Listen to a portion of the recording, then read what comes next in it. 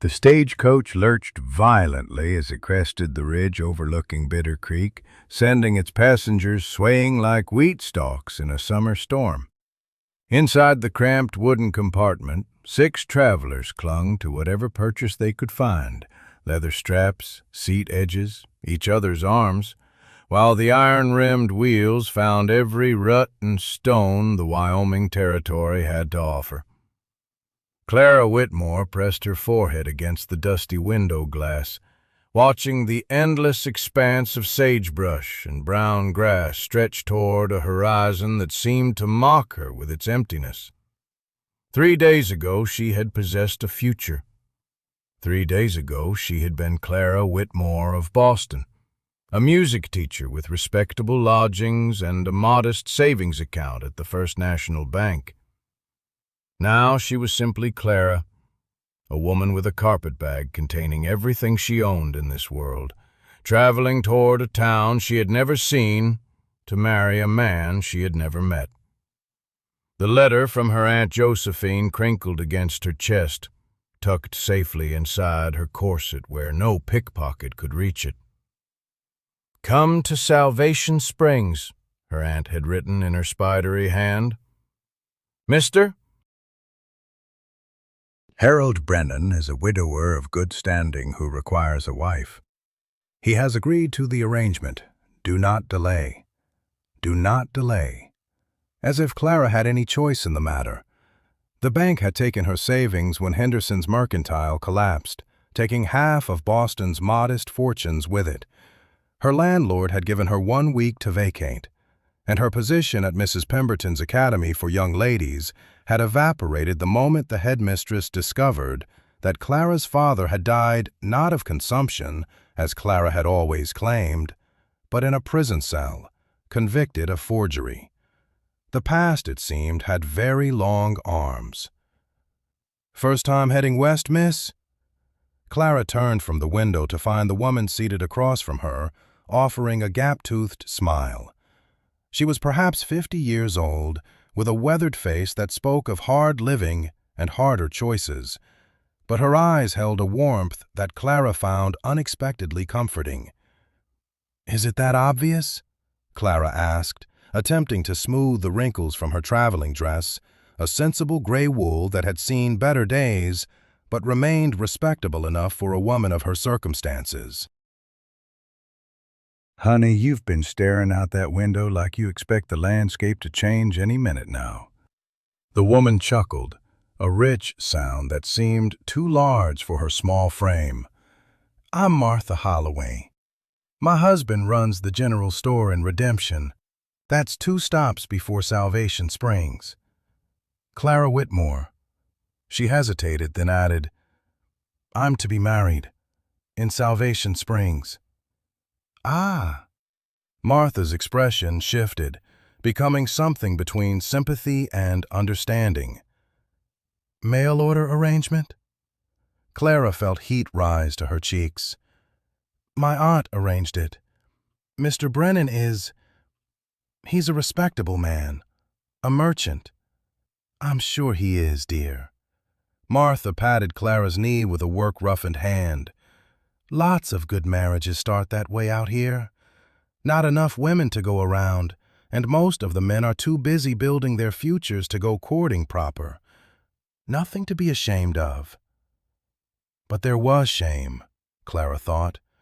There was the shame of having no other options, of being 26 years old and utterly alone in the world, of trading her independence for the security of a stranger's name. She had always imagined that when she married, if she married, it would be for love. The kind of love her parents had shared before her father's weakness for gambling had destroyed everything. The stagecoach jolted again, and Clara heard the driver's muffled curse from above. Through the window she could see that they were descending now, following a narrow road that wound between steep bluffs of red and ochre stone. Beautiful in its harsh way, but utterly foreign to everything she had ever known. "Way station coming up," the driver bellowed. 30 minutes for refreshment and to change the team." The other passengers stirred with evident relief.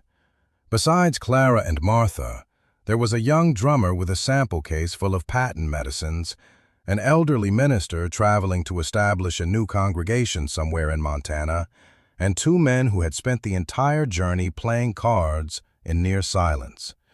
They were rough-looking characters with hard eyes, and Clara had been careful not to draw their attention. The sixth passenger had been the most difficult to ignore, though he had given her no cause for concern. He sat in the corner opposite Clara, a tall man with broad shoulders and hands that seemed too large for the book he held.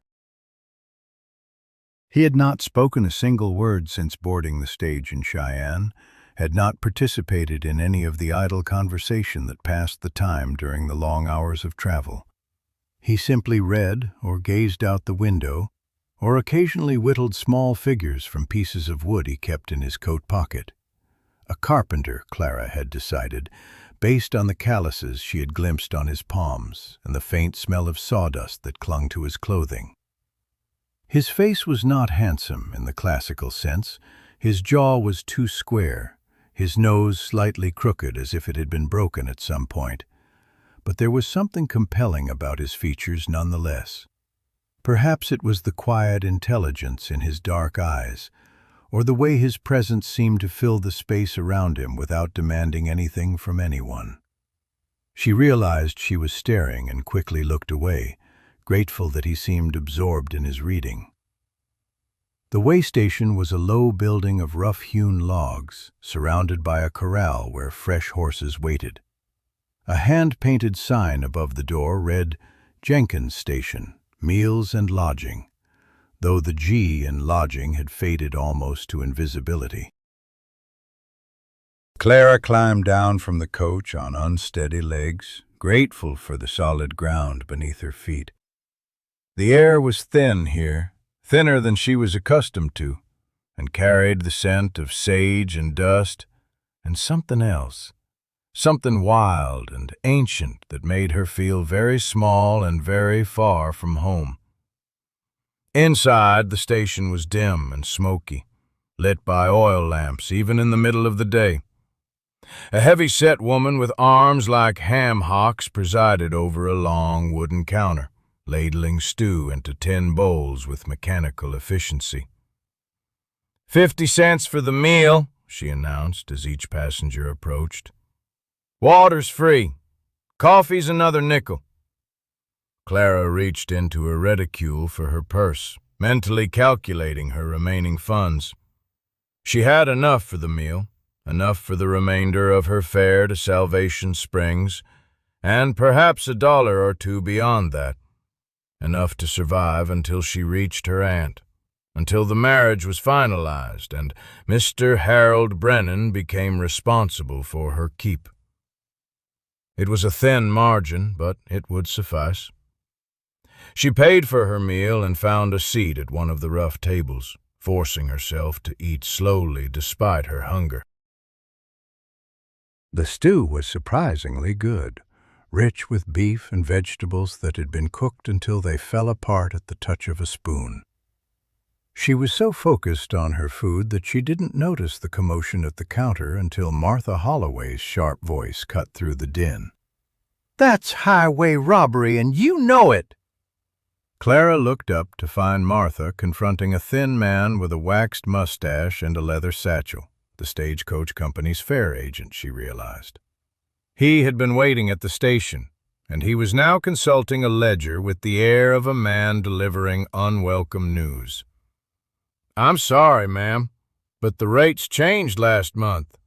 The company sent notice to all the ticket offices." "I bought my ticket in Cheyenne 3 weeks ago. No one said anything about rate changes." "That's between you and the Cheyenne office, ma'am. All I know is what's in my book. The fare from here to Redemption is now $2.75. You paid $2. You owe 75 cents, or you don't get back on the coach." Clara felt a chill that had nothing to do with the temperature. She watched Martha dig frantically through her own purse, watched the color drain from the older woman's face as she came up short. "I have 60 cents, Martha said, her voice smaller now. "Please. My husband is expecting me. I've been gone for 3 months visiting my sister in St. Louis. She was dying. Her voice broke. Please. I can send the difference when I arrive." The fare agent's expression didn't change. "Company policy, ma'am. No exceptions." Clara was on her feet before she fully realized what she was doing, her hand already reaching into her reticule. She had 75 cents. She had exactly 75 cents beyond what she needed for her own fare and the barest necessities. But before she could speak, before she could offer what she could not truly afford to give, a shadow fell across the counter. The silent Carpenter stepped forward. Without a word, without even looking at Martha or the fare agent, he placed 3 quarters on the worn wooden surface. Then he turned and walked back to his table, settling into his seat and picking up his book as if nothing had happened. Martha stared after him, her mouth opening and closing wordlessly. The fare agent shrugged and swept the coins into his cash box. "That settles it, then. Coach leaves in 15 minutes. Clara sank back into her chair, her heart pounding with a strange mixture of relief and something else, something that felt almost like recognition. She watched the Carpenter turn a page, watched his large hands handle the book with surprising gentleness, and wondered what kind of man performed such acts of kindness without expecting, or apparently even wanting, acknowledgment. Martha made her way to his table, her eyes bright with unshed tears. "Sir, I don't know how to thank you. If you'll give me your name and address, I'll see that my husband sends repayment as soon as—" The Carpenter looked up at her, and something passed across his face, not quite a smile, but something softer than his usual stoic expression. He shook his head once, firmly, and returned to his reading. "Sir, please, I insist." Another shake of the head. This time he raised one hand in a gesture that clearly meant enough. Martha stood there for a long moment, clearly struggling with the impropriety of accepting charity from a stranger.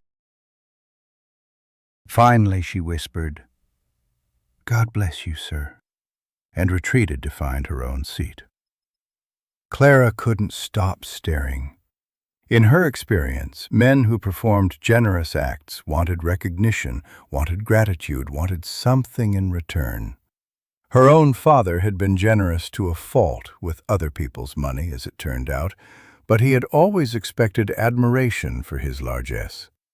Yet this man seemed almost uncomfortable with Martha's thanks, as if he wished he could have helped her anonymously. Who was he? Where was he going? And why did his simple act of kindness make her feel as if the ground had shifted beneath her feet? 5 minutes, the driver bellowed from outside. "Everyone back on the coach!" Clara gathered her belongings and made her way outside, blinking in the harsh afternoon light. The fresh team of horses stamped and snorted in their traces, eager to be moving. She waited her turn to board, watching the other passengers file past. The Carpenter emerged last, pausing to exchange a few words with the driver, or rather to listen while the driver spoke and respond with nods and gestures. Clara noticed for the first time that he carried a worn leather satchel and a long wooden case that might have contained tools of his trade. He moved with an economy of motion that suggested a man accustomed to physical labor, comfortable in his own body in a way that Clara found oddly fascinating. She was still watching him when the fare agent stepped into her path. "Miss Whitmore?" Clara's stomach dropped. "Yes?" He consulted his ledger with the same officious air he had shown Martha. "I'm afraid there's been a discrepancy with your ticket as well." That's impossible. I purchased my fare all the way through to Salvation Springs. I have the receipt. Yes, ma'am, I see that. But the receipt is for the old rate. The new fare from this station to Salvation Springs is $4.50. You paid $3.25 in Cheyenne. You owe $1.25. The world seemed to tilt sideways. Clara gripped her carpetbag so tightly that her knuckles went white. I wasn't informed of any rate change. No one said, as I explained to the other lady, that's between you and the Cheyenne office. I can only enforce current rates. But I don't have... She stopped, her throat closing around the words. She had 63 cents. 63 cents and nothing else in the world. I'm sorry, ma'am. Company policy. No exceptions. Clara looked around wildly, searching for help, for mercy, for some solution that didn't exist. Martha Holloway was already aboard the coach, unable to return the favor that had been done for her. The other passengers had taken their seats, indifferent to her plight. The driver was checking the harness, his back turned. "Please," she heard herself say, hating the desperation in her voice. "I have nowhere else to go. My aunt is expecting me. I'm to be married." "Not my concern, ma'am." The fare agent was already turning away. "You can wait here for the next eastbound coach. Should be through in 3 or 4 days. 3 or 4 days. With 63 cents to her name. In the middle of nowhere, with no one coming to help her, no one even knowing where she was. Clara felt the last of her composure crumbling. She had survived her father's disgrace, survived poverty, survived the loss of everything she had worked for.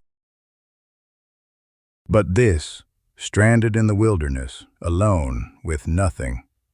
"Driver," the fare agent called, "we're ready to depart. This passenger won't be continuing." The driver looked over his shoulder, frowning. "What's the trouble?" "Fare discrepancy. She can't pay."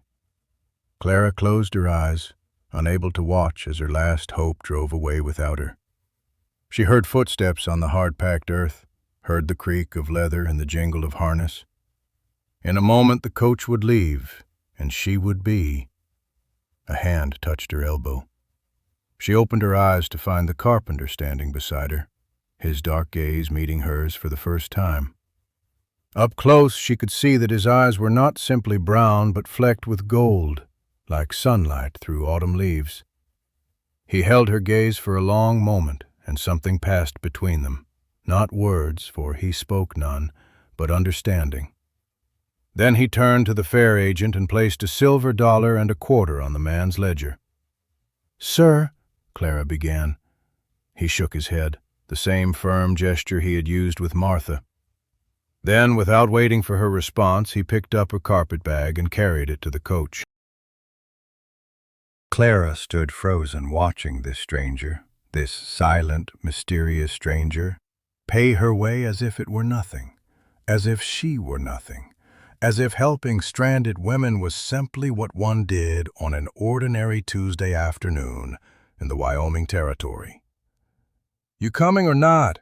the driver called impatiently. Clara walked to the coach on legs that felt like they belonged to someone else. The carpenter had already taken his seat in the corner, his book open once more, his face revealing nothing.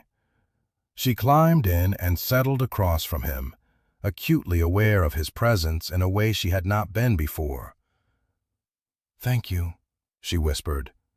He didn't look up from his book, but she saw the corner of his mouth twitch, just slightly, in what might have been acknowledgement. The coach lurched forward, carrying Clara Whitmore toward an uncertain future, and a debt she had no idea how she would ever repay. She didn't know his name. She didn't know where he was going. She didn't know why he had helped her when he had no reason to, when he had nothing to gain.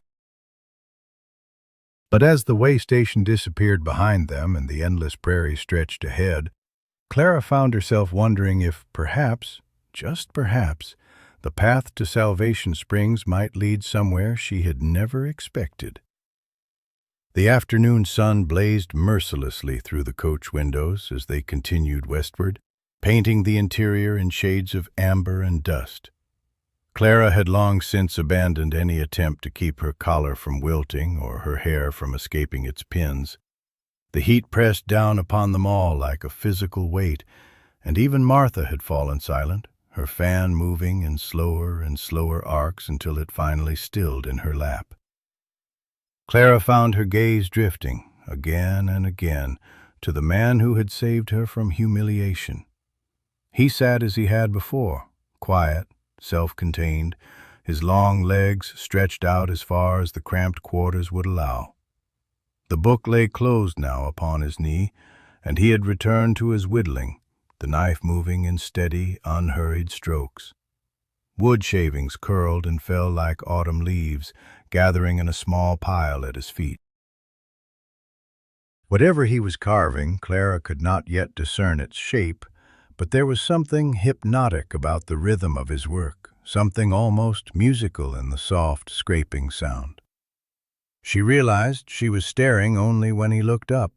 Their eyes met for a brief, electric moment. His were the color of weathered oak, she noticed, not quite brown, not quite green, but something in between. There was no accusation in his gaze, no expectation.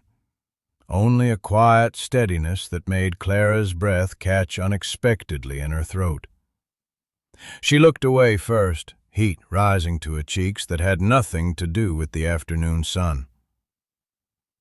"You're going to Salvation Springs, did you say?"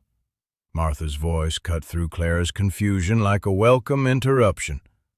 The older woman had roused herself from her heat-induced stupor and was regarding Clara with renewed interest. "Yes, ma'am." Clara smoothed her skirts unnecessarily, grateful for the distraction. "To be married." "Married?" Martha's eyebrows rose with delighted surprise. "Well, isn't that something? And who's the lucky gentleman, if you don't mind my asking?" Clara hesitated. She had rehearsed this conversation in her mind a dozen times during the long journey from Boston, but the words still felt strange on her tongue. "Mr. Harold Brennan. He's a rancher, I believe, a widower with 2 young children." "Harold Brennan." Martha repeated the name thoughtfully, her brow furrowing. "Can't say I know him personally, but I've heard the name. Runs a spread out past Miller's Creek, if I'm not mistaken. Keeps mostly to himself since his wife passed, poor man." "You know of him?" Clara leaned forward, hungry for any scrap of information about the stranger who would soon be her husband. Aunt Josephine's letters had been frustratingly vague, full of assurances about Mr. Brennan's good character and stable circumstances, but short on any real details about the man himself. "Only by reputation, dear." Martha's expression had grown careful in a way that made Clara's stomach tighten. "He's considered a hard worker, honest, pays his debts on time." "But," Clara pressed, sensing the word hanging unspoken in the air between them. Martha glanced at the other passengers, the card players, who had resumed their game with the studied intensity of men avoiding conversation, and the silent Carpenter, who continued his whittling without any apparent interest in their discussion. "There's no but exactly," Martha said slowly. "It's just, well, some folks say he's a difficult man. Not cruel, mind you. I've never heard anyone speak ill of his treatment of workers or neighbors.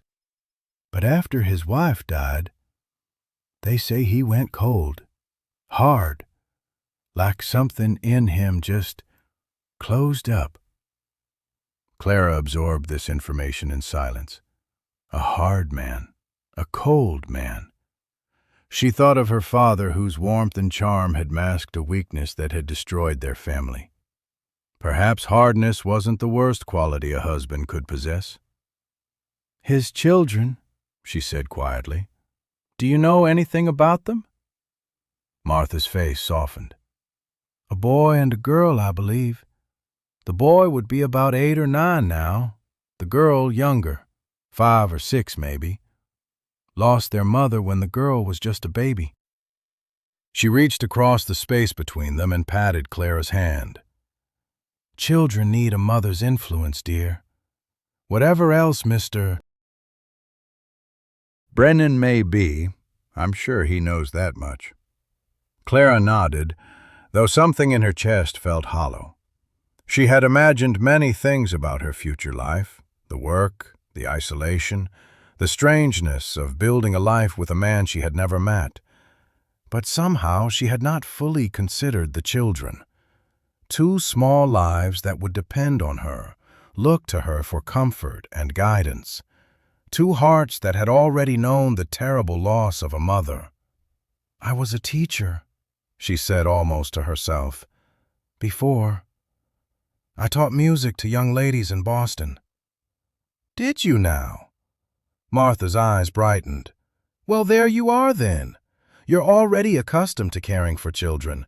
And music! How lovely! I don't suppose Salvation Springs has much in the way of culture, but perhaps you might give lessons. The town's growing, you know. More families arriving every month." The conversation might have continued, but at that moment, one of the card players let out a sharp curse and slammed his hand down on the makeshift table they had constructed from a traveling case. "That's the 3rd hand in a row, Cobb." "You're either the luckiest son of a bitch who ever drew breath, or you're cheating."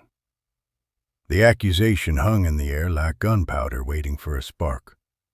The man called Cobb, the broader of the 2, with a jaw like a sledgehammer and eyes that reminded Clara of a snake she had once seen in a Boston zoological exhibition, smiled without warmth. "Now, Bill," he said smoothly, "that's a serious accusation to level at a man, especially when that man is holding a knife and you're not." Clara's breath caught. She hadn't noticed the blade that had appeared in Cobb's hand, seemingly from nowhere. It caught the light as he turned it lazily between his fingers, a casual demonstration of menace that made her blood run cold. Bill's face had gone pale beneath his sunburn, but there was a desperate stubbornness in his eyes that suggested he was too far committed to back down gracefully. "I know what I saw. That ace came from your sleeve sure as I'm sitting here. Gentlemen." The word was quiet, but it cut through the tension like a blade through silk. Clara's head turned, along with everyone else's, toward the carpenter. He had stopped whittling. The knife in his own hand, larger than Cobb's, she noticed, and clearly meant for honest work rather than threat, rested easily against the half-formed figure in his palm. "The lady doesn't need to see bloodshed." His voice was low and rough, as though he used it rarely. "And neither does Mrs. Holloway. Whatever business you have with each other, it can wait until we reach the next station." For a long moment, nobody moved. Clara watched Cobb's eyes flicker from the carpenter's face to his hands to the breadth of his shoulders, calculating odds. Whatever conclusion he reached, it seemed to favor discretion. "No offense meant to the ladies," Cobb said, his smile returning as the knife disappeared as quickly as it had appeared. "Bill here just gets excitable when he loses. Don't you, Bill?" Bill muttered something that might have been agreement and turned to stare out the window, his shoulders rigid with suppressed anger. The carpenter returned to his whittling as if nothing had happened. Clara realized her hands were trembling. She pressed them flat against her thighs, willing them to stillness. Beside her, Martha let out a long, shaky breath. "Well," the older woman said with forced brightness, "I do believe I'm ready for that next way station. A cup of water and solid ground beneath my feet would do wonders just about now. The remainder of the afternoon passed in uncomfortable silence. The card players had abandoned their game, sitting on opposite ends of the coach and avoiding each other's eyes. Clara tried to read, but the words swam before her vision, meaningless black marks on yellowed paper. She was acutely aware of every small sound, the creak of the wheels, the driver's occasional shouts to the horses, the soft scrape of the carpenter's knife against wood. And beneath it all, the steady drum of her own heartbeat, reminding her with every pulse that she was heading toward a life she had not chosen, in a land she did not know, surrounded by dangers she had never imagined. As the sun began its descent toward the distant mountains, painting the sky in shades of rose and gold, the coach crested a small rise, and Clara caught her first glimpse of their destination. Salvation Springs spread across the valley below like a child's toy town, small, dusty, and utterly unremarkable. A single main street lined with wooden buildings, a church steeple rising above the rooftops, and beyond it all, the endless expanse of prairie stretching toward the purple mountains on the horizon. "There she is," Martha said softly. "Not much to look at, I know, but she's home." Clara pressed her face to the window, drinking in every detail. Somewhere down there, Harold Brennan was waiting for her. A hard man, they said, a cold man.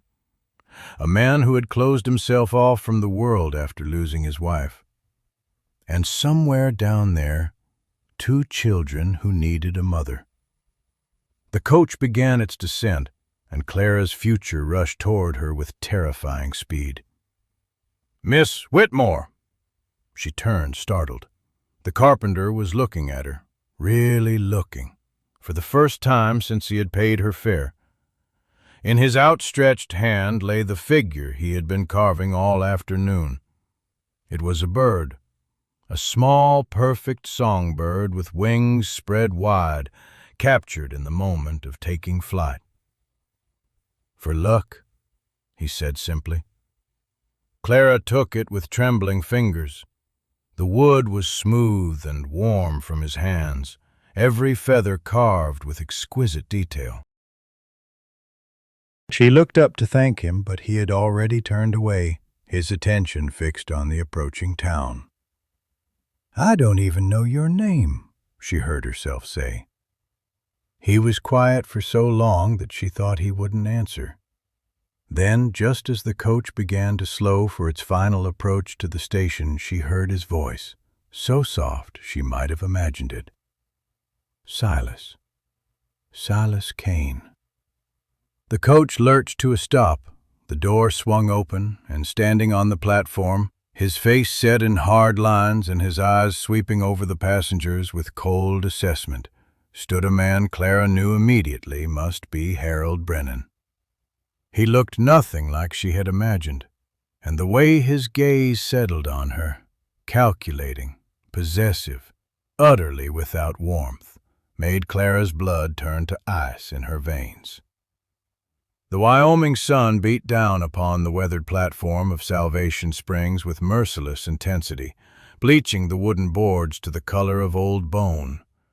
Clara remained frozen in the doorway of the stagecoach, her hand still gripping the frame, as Harold Brennan's gaze continued its slow, thorough examination of her person.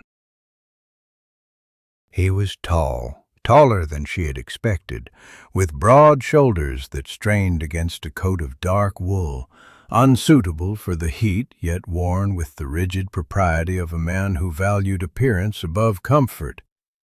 His hair was the color of rust, shot through with premature gray at the temples, and his face bore the deep lines of a man who had forgotten how to smile.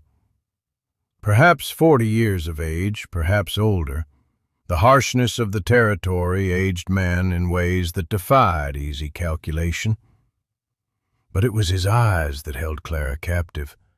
Pale blue, like winter ice over a shallow pond.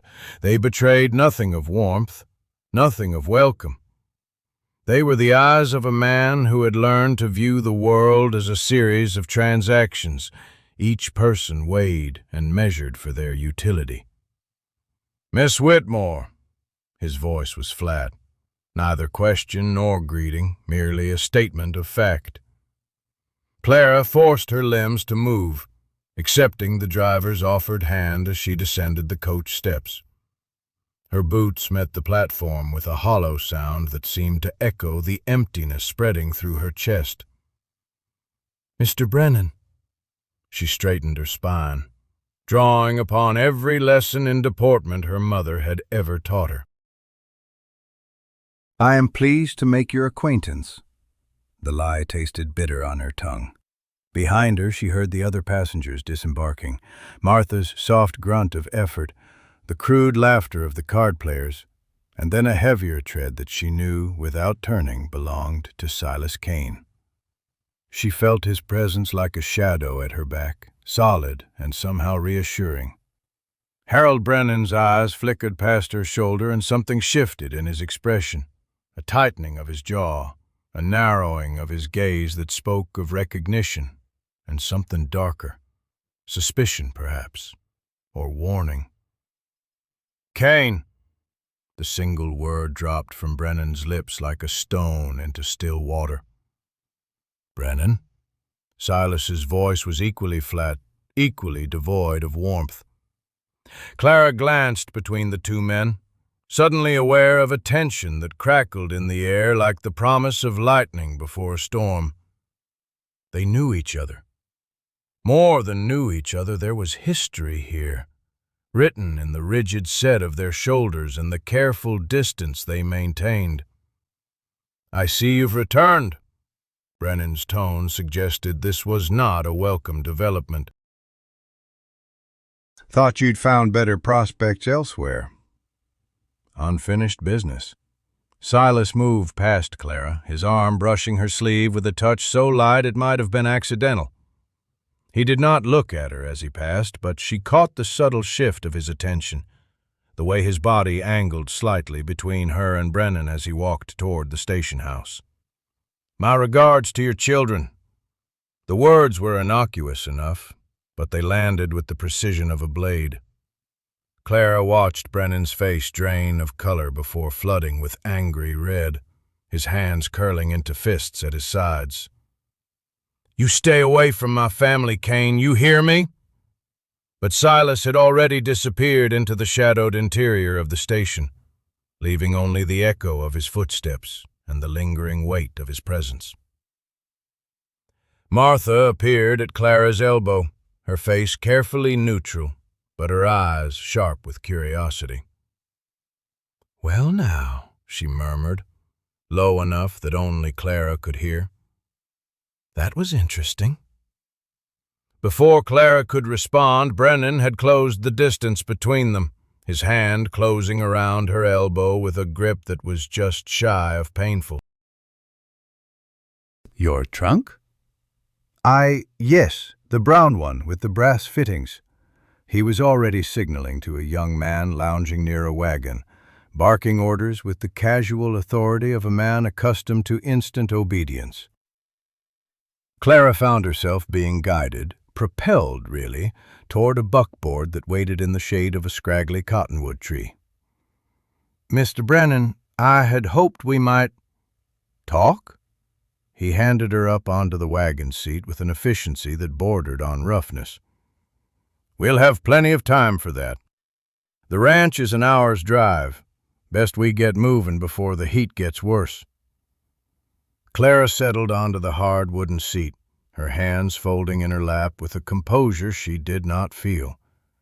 She turned to look for Martha, desperate for one last glimpse of the only friendly face she had encountered in this vast and unforgiving land. The older woman stood on the platform, her hand raised in farewell, her expression troubled. Beside her, the station house door stood open, and in its shadow Clara caught a glimpse of a tall figure watching. Silas Kane had not left. He stood in the darkness, his face unreadable, his eyes fixed on the wagon with an intensity that made Clara's breath catch in her throat. Then Brennan snapped the reins, the horses lurched forward, and the station, along with everyone in it, began to recede into the shimmering heat haze of the afternoon. They drove in silence for the better part of 20 minutes, the only sounds the creak of the wagon wheels, the steady clop of hooves, and the distant cry of a hawk circling overhead. Clara studied the landscape with desperate attention, trying to memorize landmarks, to orient herself in this alien world of endless grass and distant mountains. Finally, when the silence had stretched to the breaking point, she spoke. "Your children. Martha Holloway told me about them. Thomas and—" She searched her memory for the girl's name, realized she had never been told it. "Sarah." Brennan did not look at her. "Thomas is 9. Sarah will be 6 come October." "I was a teacher before, in Boston. Young ladies mostly, but I have experience with children of all ages. I hope—" "I didn't send for a teacher." His voice cut across hers like a blade. "I sent for a wife." Clara felt the words like a physical blow, though she kept her expression carefully neutral. "I understand that, Mr. Brennan." "I merely meant, what you meant doesn't matter." He finally turned to look at her, and Clara saw something in his eyes that made her stomach clench with fear. Not cruelty exactly, something colder, something that viewed her not as a person but as a piece of equipment acquired for a specific purpose. "You're here to keep my house, tend my children, and share my bed. That's the arrangement. Your aunt was very clear about the terms." The bluntness of it stole her breath. Clara had known, of course, had understood on an intellectual level what a mail-order marriage entailed. But hearing it spoken aloud, stripped of all pretense and poetry, made the reality of her situation crash over her like a wave of icy water. "I see." Her voice emerged steadier than she had expected. "And what of affection, Mr. Brennan? What of partnership?" He laughed, a short, harsh sound utterly devoid of humor. "Affection is a luxury, Miss Whitmore. Partnership is for equals. You came to me with nothing but the clothes on your back and a trunk full of books and sheet music. You're not my partner. You're my responsibility." The words hung in the air between them, brutal in their honesty. Clara felt something harden inside her chest, not defeat, but a kind of cold determination. She had survived her father's disgrace. She had survived poverty and humiliation and the loss of everything she'd ever known. She would survive this too. "Then let me be clear about something as well, Mr. Brennan." She met his gaze without flinching. "I came here in good faith, prepared to be a good wife and a caring mother to your children. I will fulfill my obligations, but I am not chattel, and I will not be treated as such. If you want a servant, you should have hired one." For a long moment, Brennan simply stared at her. Then, slowly, something shifted in his expression. Not warmth, but perhaps a grudging respect. "You've got spine," he said finally. "That's good. You'll need it." Before Clara could respond, the wagon crested a small rise, and the Brennan ranch spread out before them.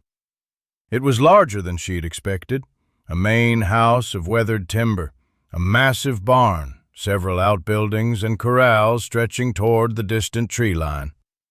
Men moved among the structures, tending to horses and cattle, their figures small against the vastness of the land. And there, on the porch of the main house, 2 small figures stood watching the approaching wagon. A boy tall for his age, with his father's rust-colored hair and rigid posture, and a girl smaller, her face partially hidden behind her brother's shoulder, one hand clutching a ragged doll. Clara's heart clenched at the sight of them. "Thomas! Sarah!" Brennan's voice rang out across the yard. "Come meet Miss Whitmore." The boy moved first, descending the porch steps with a deliberate slowness that spoke of reluctance.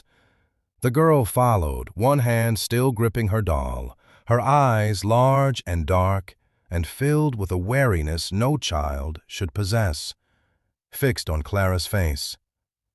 They stopped at the edge of the wagon, and Clara found herself looking down into two faces that bore the unmistakable marks of grief. Thomas's jaw was set in a hard line, his eyes challenging. Sarah's lower lip trembled, and she pressed closer to her brother's side. "Children," Brennan said, "this is Miss Whitmore. She's going to be your new mother." The words fell into silence like stones into a well. Thomas's eyes hardened further. Sarah's face crumpled. "She's not our mother." Thomas's voice was quiet but fierce. "Our mother is dead." And with that he turned and walked away, his sister's hand clutched in his, leaving Clara sitting on the wagon seat with the dust settling around her and the weight of her impossible task pressing down upon her shoulders. From somewhere in the distance, carried on the hot afternoon wind, came the sound of hammering, steady, rhythmic, purposeful. Clara turned toward it instinctively, and there, on a rise perhaps half a mile distant, she saw a figure working on what appeared to be the frame of a small building. Even at this distance, she recognized the breadth of those shoulders, the economy of movement. Silas Kane had not merely returned to Salvation Springs. He had returned to land that bordered Harold Brennan's ranch. And from the thunderous expression darkening her future husband's face, Clara understood that whatever unfinished business existed between these two men was about to become very much her concern. The wagon lurched to a halt so suddenly that Clara had to brace herself against the rough wooden seat to keep from pitching forward. Harold Brennan sat rigid beside her, his jaw clenched so tightly she could see the muscles working beneath his weathered skin. His hands gripped the reins with a force that turned his knuckles white, and for a long moment neither of them spoke. The sound of hammering continued across the distance, steady and unhurried, as though the man on that rise had not a care in the world. "Mr. Brennan," Clara ventured carefully, "perhaps we should—" "That land," his voice came out low and rough, like gravel scraping against stone.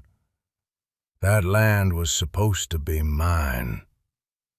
Clara waited, sensing that any response she might offer would be unwelcome. The wind stirred the dry grass around them, carrying with it the scent of dust and sage and something else, the distant promise of rain that these parched fields so desperately needed. "Silas Kane." Harold spoke the name as though it were a curse. "I should have known he'd find a way to poison everything I've built here." "You knew him before?" Clara asked, though she already suspected the answer from their tense exchange at the station. Harold's laugh held no humor. "Knew him. Worked beside him. Trusted him." He turned to look at her then, and something in his pale eyes made Clara's breath catch in her throat. "Learn this quickly, Miss Whitmore. Trust is a luxury this territory cannot afford. Every man out here wants something, and most of them will take it however they can." "And what does Mr. Kane want?" The question hung between them, heavy with implications Clara could not fully grasp. Harold's gaze drifted back to that distant figure, still working methodically on his framework of timber and nails. "Revenge," Harold said finally, "or absolution. With Silas, it's hard to tell the difference. Before Clara could press further, a high, clear voice rang out across the yard ahead. "Pa! Pa's home!" A small figure burst from the ranch house door, a girl of perhaps 5 or 6, with tangled brown hair and a dress that had seen better days. She ran toward the wagon with the abandon of childhood, her bare feet kicking up small clouds of dust with each stride. Harold's entire demeanor shifted. The hard lines of his face softened almost imperceptibly, and he climbed down from the wagon with a swiftness that surprised Clara. He caught the child as she launched herself at him, swinging her up into his arms with practiced ease. "Sarah." His voice, when he spoke his daughter's name, held a warmth Clara had not imagined him capable of. "Have you been good for Mrs. Patterson?" "Mostly good," the girl admitted, wrapping her thin arms around his neck. "I only broke one plate, and it was already cracked anyway." Clara watched this exchange with something between hope and trepidation. Whatever coldness Harold Brennan showed the world, it was clear he loved his children. Perhaps that love could eventually extend to include her, not as a wife in the truest sense, but as a partner in building something stable for these young lives. She climbed down from the wagon on her own, smoothing her travel-worn skirt as best she could. The girl, Sarah, noticed her then, and those bright eyes widened with curiosity.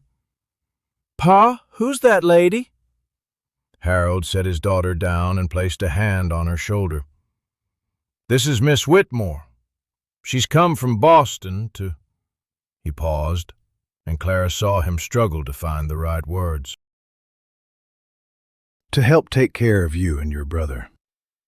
"Like a new mama?"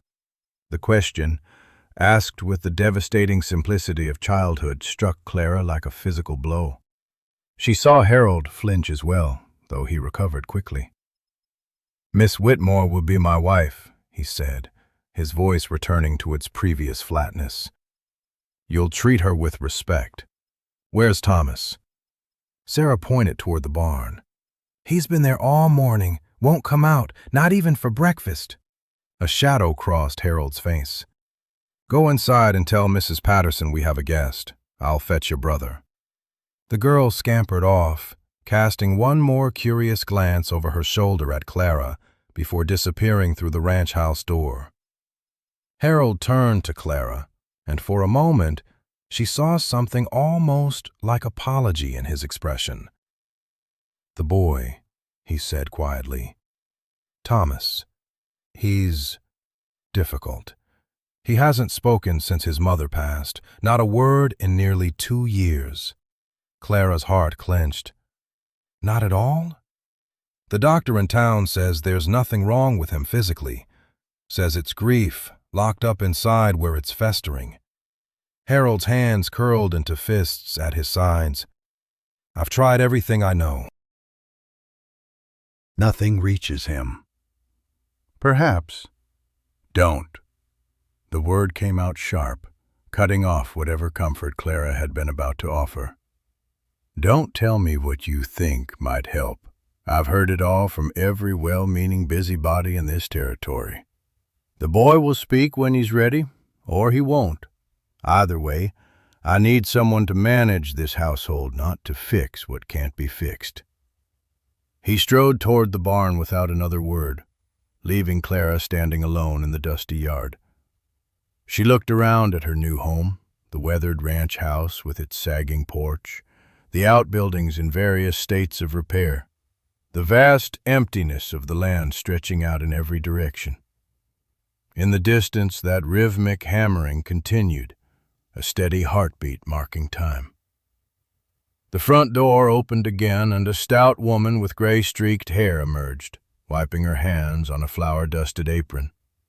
Her face was kind but careworn, with the deep lines of someone who had spent too many years squinting against the harsh western sun. "You must be the bride," she said, not unkindly. "I'm Agnes Patterson. I've been helping out since, well, for a good while now. Come inside before you melt in this heat. Clara followed her into the house, grateful for the relative coolness of the interior. The main room was simply furnished but clean, with a stone fireplace dominating one wall and a worn settee positioned before it.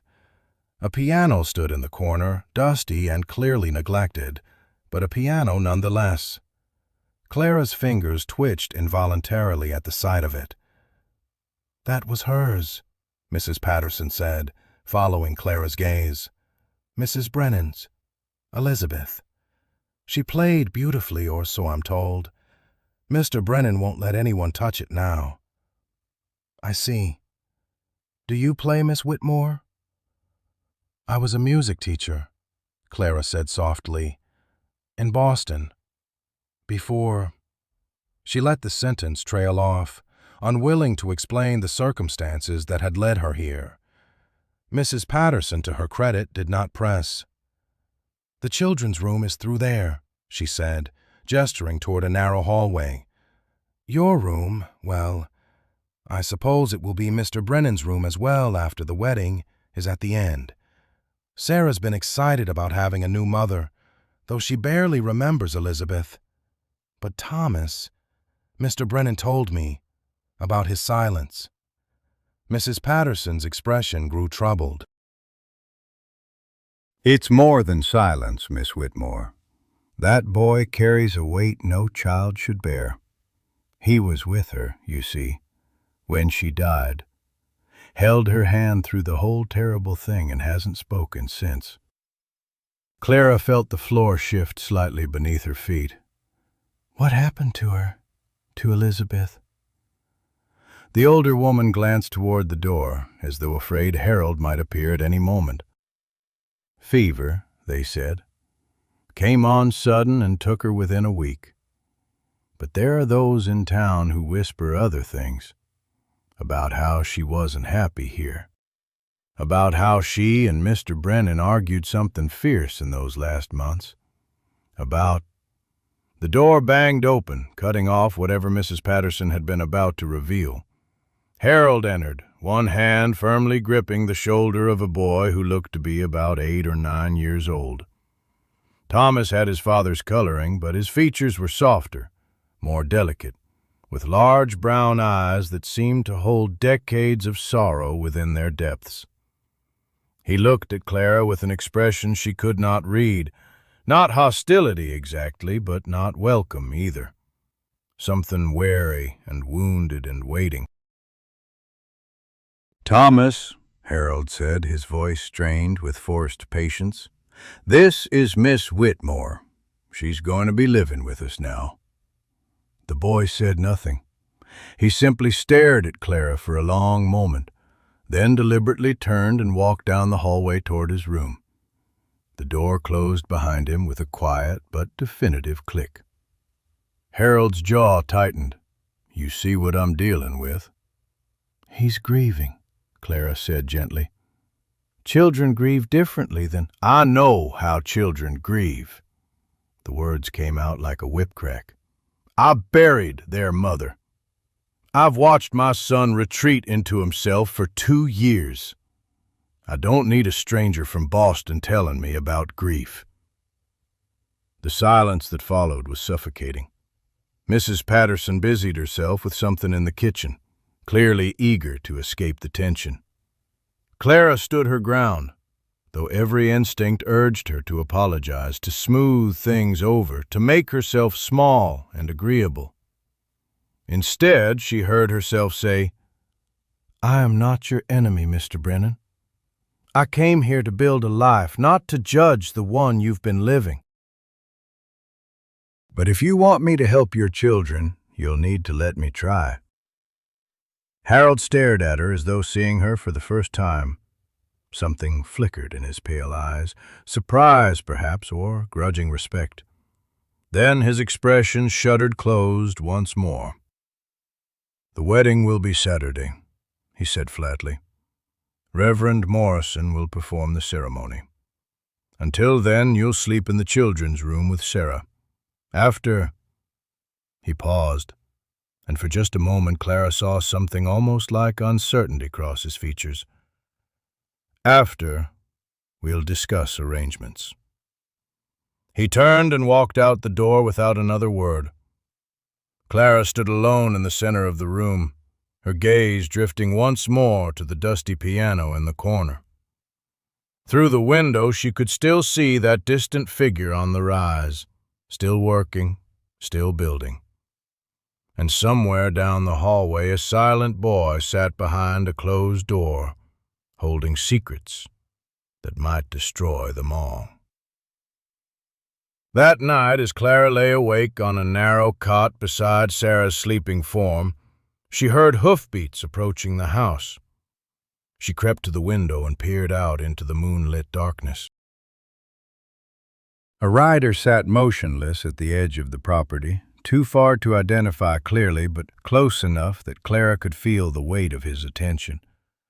He remained there for several long minutes, watching the house, before finally turning and riding away toward the rise where Silas Kane was building his mysterious structure. In the morning, Clara found a small wooden figure on the windowsill, a bird with outstretched wings carved with exquisite detail. And she knew, with a certainty that settled cold in her stomach, that there would be no turning back from whatever was coming. The carved bird sat on Clara's dresser like an accusation. 3 weeks had passed since that first night, and each morning she found herself drawn to the delicate figure, turning it over in her hands, tracing the careful grooves that formed each feather. The craftsmanship was undeniable. The same skilled hands that had shaped the small horse on the stagecoach had created this. But why? What message was Silas Kane trying to send, and why did he choose to send it through such beautiful, silent messengers? She had told no one about the bird, hiding it beneath her handkerchiefs whenever Sarah wandered into her room. The secret felt dangerous, a spark that could ignite the dry tinder of Harold's barely contained rage. "Miss Clara, you're not listening." Sarah's voice pulled her back to the present moment. They sat together on the porch, the afternoon sun casting long shadows across the weathered boards. Clara had been attempting to teach the girl her letters, but her mind kept drifting toward the ridge where, even now, she could see the framework of Silas Kane's structure rising against the pale sky. "Forgive me, darling." Clara smoothed the child's hair with genuine affection. "Show me again." Sarah held up her slate, where she had painstakingly chalked the letter S. "S is for Sarah," she announced proudly, "and for Salvation Springs, and for—" She stopped, her small face scrunching in thought. "Sunshine," Clara offered, "and songbirds, and sweet summer days." The girl giggled, a sound that had become increasingly common over the past weeks. Sarah had attached herself to Clara with the desperate devotion of a child starved for feminine warmth, following her from room to room, helping with chores, asking endless questions about Boston and music and whether Clara had ever seen the ocean. It was Thomas who remained beyond her reach. The boy sat now at the far end of the porch, whittling a stick with a small knife his father had given him. He was 10 years old, Clara had learned this from Sarah's chatter, with his father's dark hair and his mother's gentle eyes.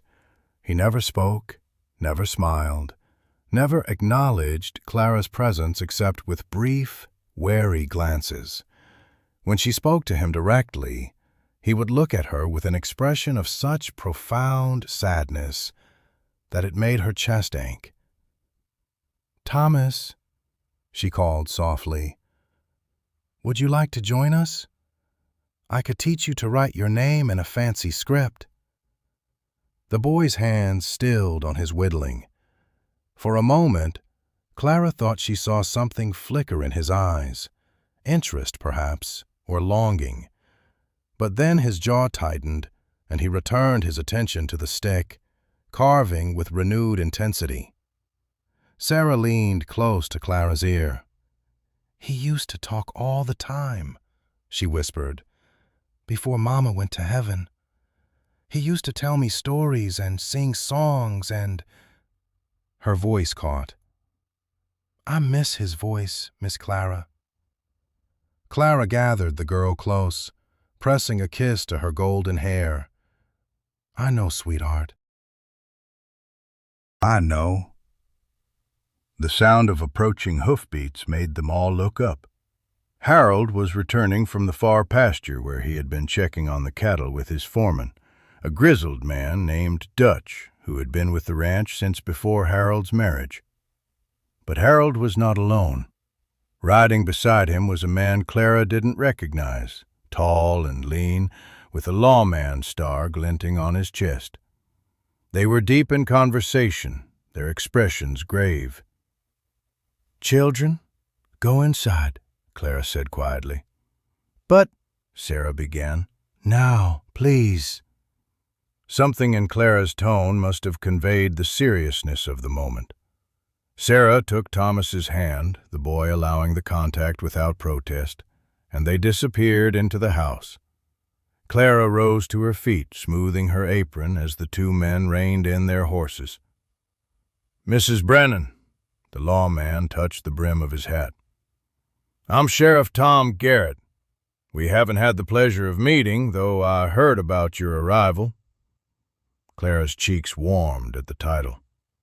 The wedding had taken place 10 days ago in the parlor, a brief and businesslike affair witnessed only by the children, Dutch, and a traveling preacher who had been passing through. Harold had spoken his vows with the same flat efficiency he applied to everything, and that night, when Clara had retired to her room, still separate from his by his own insistence, she had lain awake, wondering if this cold arrangement was all her life would ever be. "Sheriff," she replied, "is something wrong?" Harold dismounted, his face set in hard lines. "There's been trouble. Someone cut the fence on the north pasture last night. We lost 6 head of cattle before Dutch noticed they'd wandered onto Kane's land." "And Mr. Kane?" Clara asked, trying to keep her voice neutral. "Claims he found them this morning and was planning to return them." Sheriff Garrett's tone suggested he didn't entirely believe this. "No harm done to the animals, but fence cutting is a serious matter. Could have been rustlers, could have been. We know who it was," Harold cut in, his voice rough with barely suppressed fury. "This is exactly the kind of thing Kane would do. Push and prod, trying to provoke a response." "Now, Harold, we don't have proof." "I don't need proof. I know that man. I know what he's capable of." Clara watched her husband's hands clench and unclench at his sides. In the week since her arrival, she had learned to read Harold's moods, the way his jaw tightened before an outburst, the cold flatness that entered his eyes when he was truly angry. She had also learned, through careful observation, that beneath his harsh exterior lay a deep well of pain that he refused to acknowledge. "Perhaps," she ventured carefully, "there's been some misunderstanding. If Mr. Kane returned the cattle willingly—" Harold's gaze snapped to her, sharp as a blade. "You don't know anything about this, Clara. You don't know him." "Then tell me." She met his stare without flinching.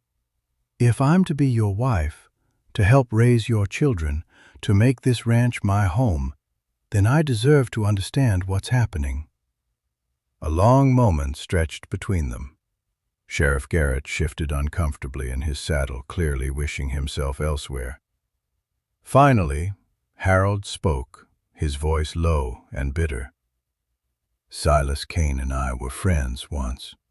Brothers, almost. We came west together after the war, full of dreams about building something new. We were going to be partners, split the land, work it together, build a future. He paused, staring at the distant ridge where Kane's structure continued to rise. But Silas changed. The war changed him, or maybe it just revealed what was always there. He became obsessed with a piece of land, a particular section that bordered the creek. Said it reminded him of somewhere from his childhood, before his family lost everything. I didn't understand then how deep that need ran. "What happened?" Clara asked softly. "The land came up for sale. We both wanted it, but there was only enough money for one claim. We agreed to let fate decide, a coin toss. I won." Harold's laugh was hollow. "I won. And I thought that was the end of it. But Silas, he couldn't accept it. He accused me of cheating, of using a weighted coin. We fought, not just with words. When it was over, he left Salvation Springs, swore he'd never come back. But he did come back. 3 years later. By then I had built this ranch, married Elizabeth, started a family. Silas showed up one day, different, quieter. He said he'd made peace with what happened, that he just wanted to settle nearby and live out his days in solitude. Like a fool, I believed him. Sheriff Garrett cleared his throat. "Harold, maybe this isn't the time," she asked. Harold's voice cracked slightly. 6 months later, Elizabeth was dead, thrown from her horse on the trail near Kane's property. The horse came back wild-eyed and trembling, like something had spooked it badly. And Silas was the one who found her body. Clara's hand flew to her throat. "You think he—" "I don't know what I think." Harold's composure finally broke, anguish bleeding through the cracks. "I can't prove anything. Maybe it was an accident, like everyone says. Maybe her horse really did just spook at a snake or a shadow. But the timing, the location, the way Kane looked at me at the funeral, like he was sorry, but also like he'd finally gotten something he wanted." He shook his head. "I'll never know for certain. And that's the worst part. The not knowing." Clara stood frozen, her mind reeling. She thought of the carved bird on her dresser, the mysterious rider watching the house at night, the way Silas Kane had paid her fare without a word, and then appeared in Salvation Springs as if summoned by fate. What did he want? Was he truly seeking absolution, as Harold had once suggested, or was there something darker driving him? "I'll increase patrols near the property line," Sheriff Garrett said, breaking the heavy silence. "And I'll have another talk with Kane, make sure he understands that any more incidents will be taken seriously." Harold nodded curtly.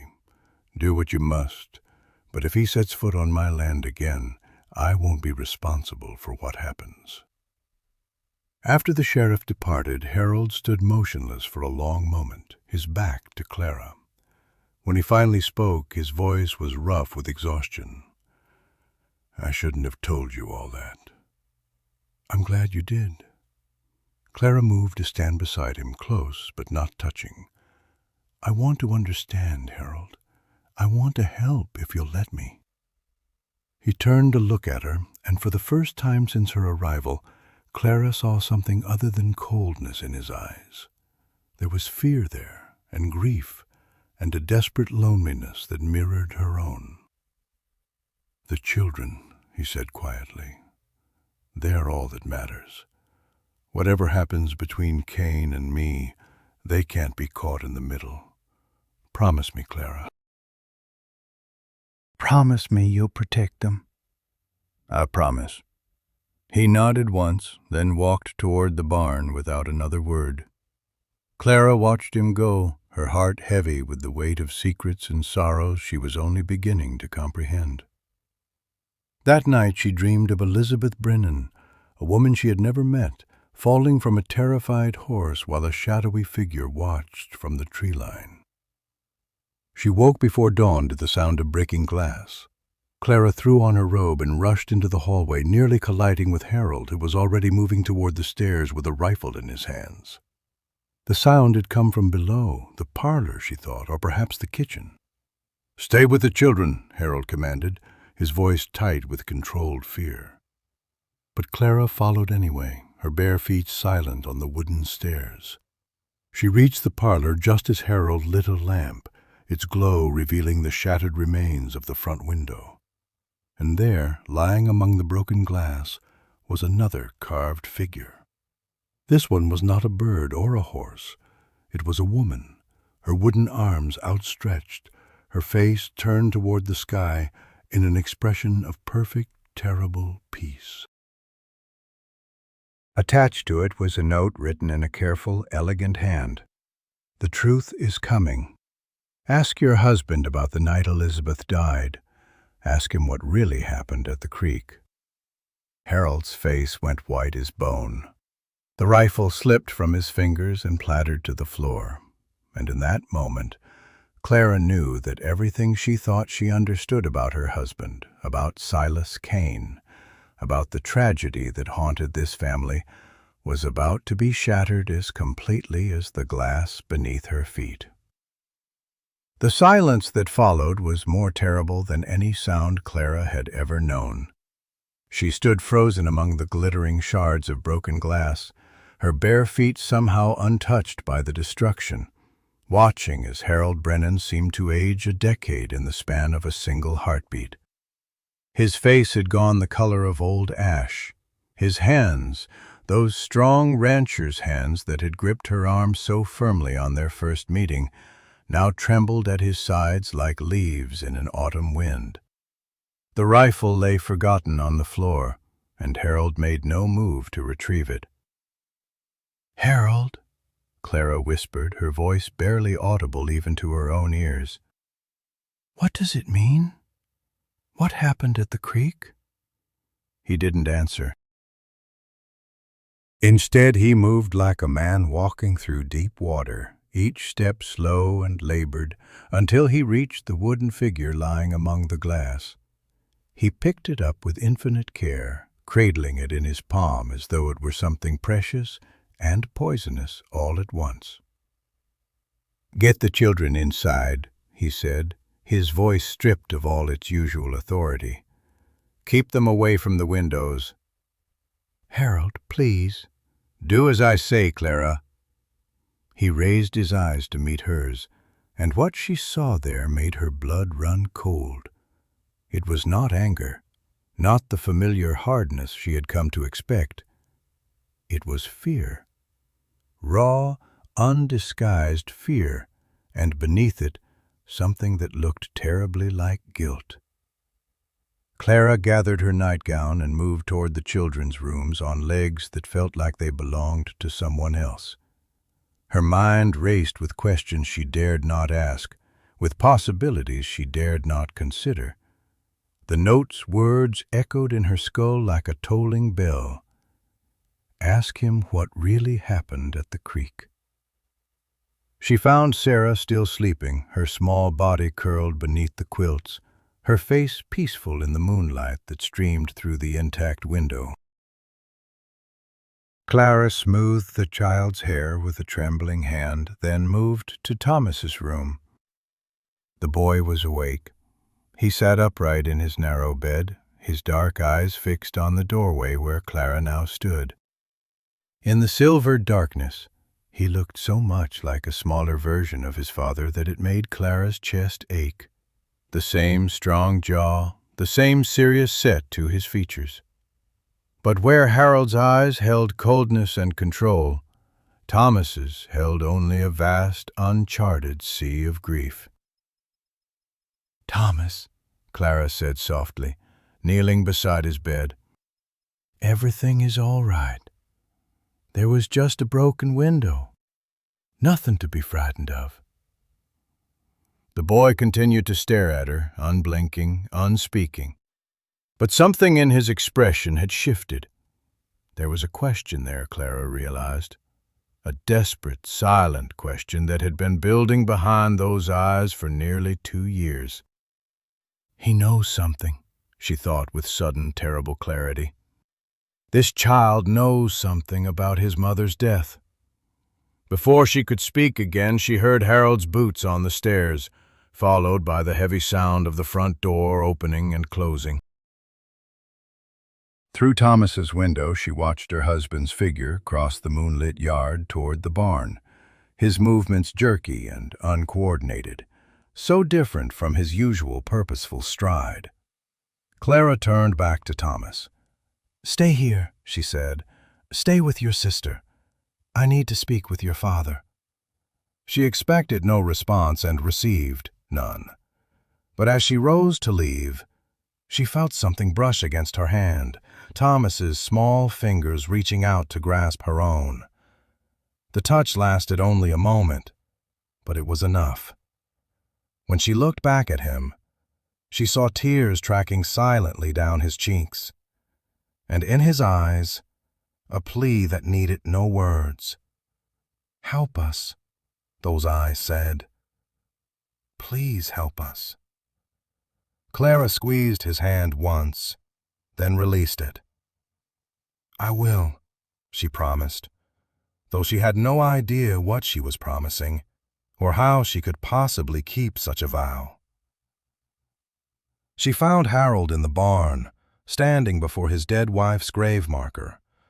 The simple wooden cross was visible through the open barn doors, planted on the small rise behind the building where Elizabeth Brennan had been laid to rest. Harold stood with his back to Clara, his shoulders hunched, the carved figure still clutched in his hand. "You should be inside," he said without turning. "It's not safe." "I don't care about safe." Clara pulled her shawl tighter against the night chill and stepped closer. "I care about the truth. I think I've earned that much, Harold. I'm your wife now. I'm raising your children. I deserve to know what Silas Kane is talking about." Harold's laugh was bitter, broken. "What you deserve and what I can give you are two very different things, Clara." "Then give me what you can. Tell me about Elizabeth. Tell me about the creek." For a long moment she thought he wouldn't answer. The night sounds swelled around them, the distant call of a coyote, the restless shifting of horses in their stalls, the whisper of wind through the prairie grass. Then Harold turned, and Clara saw that his eyes were wet. Elizabeth was... He stopped, swallowed hard. She was everything I wasn't. Warm where I was cold, gentle where I was hard. She could walk into a room and make everyone in it feel like they mattered. He looked down at the carved figure in his hand. She was beautiful, and she was troubled. Had been all her life. Dark spells, the doctors called them. Times when she'd go somewhere inside herself where no one could reach her. Clara thought of the wooden figure, the woman with her arms outstretched and her face turned toward the sky, an expression of perfect, terrible peace. "What happened to her, Harold?" "The night she died," Harold's voice cracked, "there was a storm, worst we'd had in years. The creek flooded, turned into a river overnight. I was out checking the cattle, trying to get them to higher ground. Silas was there, too. We were still speaking then, still neighbors who helped each other when times got hard." He paused, and Clara waited, her heart pounding against her ribs. "When I got back to the house, Elizabeth was gone. Thomas was alone with Sarah, both of them crying, saying Mama had walked out into the rain. I searched for hours. Silas helped me search." Harold's face contorted with remembered anguish. "We found her at dawn, in the creek." The water had gone down by then, and she was just lying there, like she was sleeping. "She drowned," Clara said softly. "That's what the doctor said. That's what everyone said."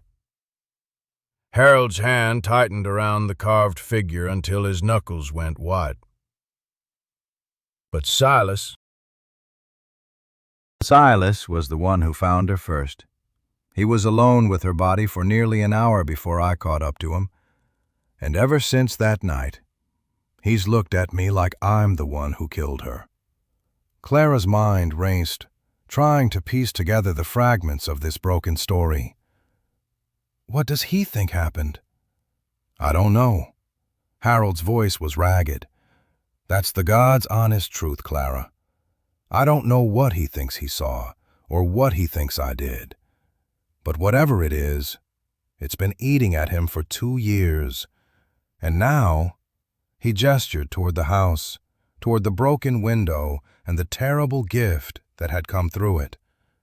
Now he's decided to make me pay for it. But if Elizabeth's death was an accident, if she walked into the creek during one of her dark spells, then why does Silas Kane hate me? Harold finished for her. Why does he look at my children like they're his to protect?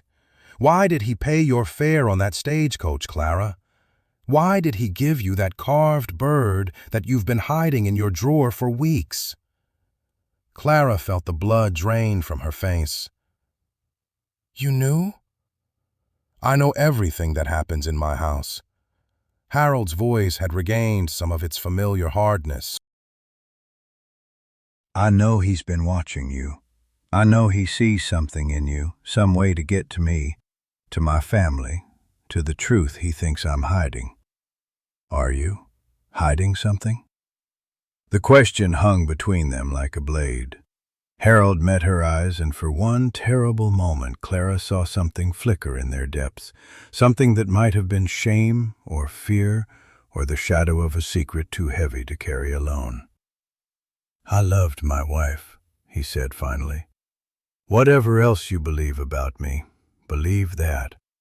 I loved Elizabeth, and I would have done anything to save her. It wasn't an answer. Clara knew it.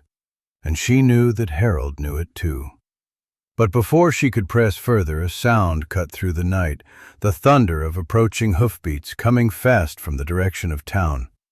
Harold moved immediately, his body shifting into the alert, coiled posture of a man expecting trouble. He retrieved his rifle from where it leaned against the barn wall and positioned himself in the doorway, Clara behind him. The rider emerged from the darkness like a specter, Sheriff Tom Garrett, his horse lathered and wild-eyed, his face grim in the moonlight. "Brennan!" he called out, reining his mount to a skidding halt. "You need to come with me, now." "What's happened?" The sheriff's eyes moved from Harold to Clara, then back again. When he spoke, his voice was heavy with the weight of bad news. "It's Silas Kane. Someone found him an hour ago down by Miller's Creek. He's been shot, Harold. Shot and left for dead." Garrett's hand moved to rest on the butt of his pistol, and the only tracks leading away from the scene, they lead straight to your property. Clara felt the world tilt beneath her feet. She reached for the barn door to steady herself, her eyes fixed on her husband's face as the sheriff's words sank in. Harold Brennan stood perfectly still, his expression unreadable, the rifle steady in his hands. And when he finally spoke, his voice was calm. Too calm, Clara thought, for an innocent man. "I haven't left this ranch all night, Tom. Clara can vouch for that." The sheriff's eyes moved to Clara, waiting for her confirmation. And in that moment, standing in the darkness between her husband and the law, Clara realized that whatever she said next would determine not just Harold's fate, but her own, and the fate of 2 children sleeping in a house full of broken glass and buried secrets. The carved figure of Elizabeth Brennan lay forgotten in the dirt at Harold's feet, her wooden face still turned toward the sky, still wearing that expression of perfect, terrible peace. And somewhere in the darkness the truth waited to be found. The sheriff's lantern cast long shadows across the yard, turning Harold's face into a mask of harsh angles and deeper darkness. Clara felt the weight of every eye upon her, the sheriff's patient, measuring gaze, Harold's desperate, pleading stare, and somewhere beyond the circle of light, she sensed another presence watching from the tree line. "Mrs. Brennan," Sheriff Garrett prompted, his voice gentle but insistent, "can you confirm your husband's whereabouts this evening?" Clara's throat tightened. The truth was a simple thing. Harold had been in the barn for nearly an hour before the rock crashed through their window. She had watched him cross the yard at dusk, had seen the lantern light flickering through the gaps in the barn doors. But she had not seen him return until after the glass shattered, until after she had gathered the children and read the terrible words scrawled on that paper. "He was in the barn," she heard herself say. Tending to the horses. It was not a lie. It was not the whole truth either. Sheriff Garrett studied her face for a long moment, then nodded slowly. "And you, Harold, you say you found this note already attached to the rock when you came running?" "That's what I said." Harold's voice had regained some of its steel, though Clara could see the tremor in his hands as he retrieved the carved figure from the dirt. He stared at it as though it might speak, might reveal its secrets if he only looked hard enough. "Someone threw it through my window. Someone who wants to destroy my family with lies." "Lies." The word came from the darkness beyond the lantern's reach, and Clara's heart seized in her chest. Silas Kane stepped into the light. He moved with that same quiet deliberation Clara remembered from the stagecoach, each footfall placed with Carpenter's precision. His face was unreadable, but his dark eyes burned with an intensity that made the night air feel suddenly thin. Sheriff Garrett's hand moved to his holster. "Kane, you're a long way from your property." "I heard the commotion." Silas stopped at the edge of the light, his gaze fixed on Harold. "Figured I should come see what all the fuss was about, seeing as how I'm likely to be blamed for whatever happened." "You're damn right you'll be blamed," Harold snarled, taking a step forward. "You threw that rock. You wrote those lies about Elizabeth." "I wrote the truth." Silas's voice was quiet, but it cut through Harold's anger like a blade through silk. "The truth you've been running from for 2 years. The truth that boy of yours has been carrying alone because he's too scared to speak it." Clara felt the blood drain from her face. Thomas. The way he had reached for her, tears streaming down his cheeks. The way he had looked at his father with something that might have been fear. "You don't know anything about my son," Harold said, but his voice cracked on the last word. "I know he was there." Silas took another step forward, and now Clara could see the grief carved into the lines of his face, grief as deep and weathered as the wood he shaped with his hands. "I know he saw what happened at the creek that day. And I know you've spent 2 years trying to make sure he never tells a soul." "That's enough!" Sheriff Garrett stepped between the two men, his hand raised. "Kane, you're making some serious accusations. You'd better have something to back them up." "I have the truth." Silas reached into his coat pocket, and for a terrible moment Clara thought Harold might lunge at him. But what Silas produced was not a weapon. It was a letter, yellowed and creased from much handling. "Elizabeth wrote this to me 3 days before she died. She was planning to leave him, Sheriff. She was going to take the children and come to me. The words hung in the air like smoke, poisonous and impossible to unsee. Harold's face had gone the color of old ash. That's a forgery. Elizabeth would never. She loved me. She was my wife. She was afraid of you. Silas's voice broke on the words, and Clara saw for the first time the depth of feeling he had hidden behind his silence.